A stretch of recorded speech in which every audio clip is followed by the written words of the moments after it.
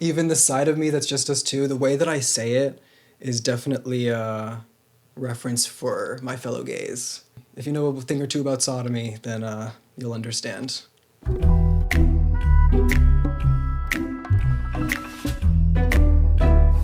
So for Memorial Day 2025, one of my uncles has a yacht that we take out onto the water. We knew that like, oh, this would be so fun to film a music video for, but we just didn't know when we were gonna go out again. And then come back to the next year, they had sent the invite out again, and I should have expected it, to be honest. I was like, I don't have a song ready, so I just went through the beats that I had. This beat felt just like a song that would be played on like a tropical setting, a yacht or whatever. Looking at the coastline, I'm thinking I'll be fine again. But this the type of shit we both like, flash and extravagance. Who doesn't like a little expensive thing every now and again? I like good food, I like being on yachts. It's a very flashy and extravagant thing, and I like that. Went to your favorite restaurant, and you know I hardly ate a thing. If you know me, you know that when I'm in settings that I'm a little anxious, I don't really eat as much. It suppresses my appetite. That was just something that stood out in my relationship. It takes me a little longer to eat things because we're in a public setting, we're in a new space, and I'm like working on my hypervigilance, and that costs my appetite sometimes. So, but it's a work in progress. I'm getting better at it. I'm getting better with it. Cause all it got me thinking about was, is he even missing me? I wanted to make sure that this new era of music, not just for this song, but this new identity I'm going into artistically, still held on to the truth of my sexual identity. And being a gay person navigating the industry is very weird because there's plenty of gay people in the industry, but there's still pressures that come up from like my side of things that I didn't even realize impact me sometimes. Sometimes I do know, sometimes I don't, and it's just the balance of making sure I stay true to that, and my music will reflect that by using he pronouns because I know that the younger version of me would have appreciated hearing he and like gay stories in a more casual way. And it's weird, like the whole coming out thing, people shouldn't have to come out because it should just be normal to be able to exist how you are. And that's kind of the lane that I was taking mentally for my writing process of like, it should sound very much like, okay, that's irrelevant to the conversation. It just happens to be a part of it. Long days, one after the other, I try holding it together, but all my thoughts, they got me chained.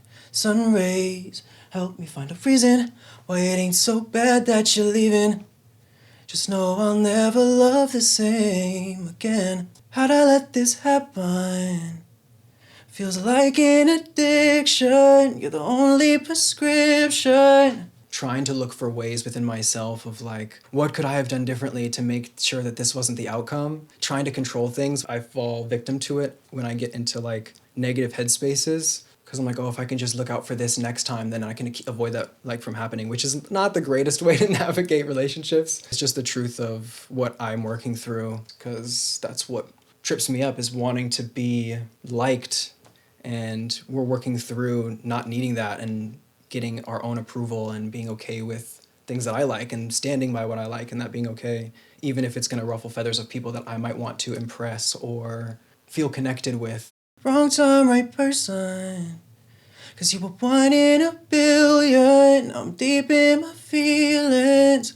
People say the phrase like, right person, wrong time. And I was like, that's a really good phrase for a chorus because that's exactly what this feels like. This relationship being so short, but so intense and so fun and so freeing. I couldn't help but feel like wrong time, right person. I'm grateful that it happened. It probably won't happen again just because it would never be approached the same way. You just have to take that and move forward with it and understand like, I have this really beautiful moment that I get to hold on to, even though the ending of it hurt. But you need both to appreciate all of it. It's taking everything in me not to hit your line again. And every relationship has been different because sometimes when I'm done, I've been done. And then other times I'm like, damn, I might want to try this again. I might want to like, hey, how are you? What's up? We all know you shouldn't do that. Don't do that.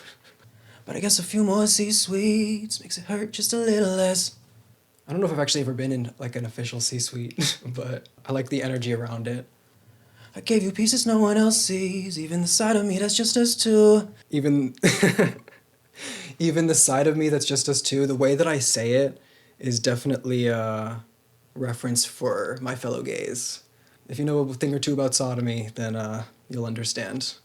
Ain't no more broken pieces left to give. How many heartbreaks have I gotta live through? Long days, one after the other. I can't keep holding this forever. But all my thoughts, they got me locked up, bound and chained. It's probably for a reason. Guess it ain't so bad that you're leaving.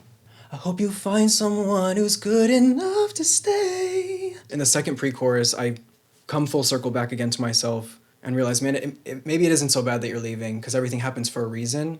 And the connection to them is obviously going to be different, but there's an acceptance that I got to of like, oh, wrong time, right person, but maybe it's for the best. And we live and let live and move on. Do your thing. Live your life. Be free. Yeah.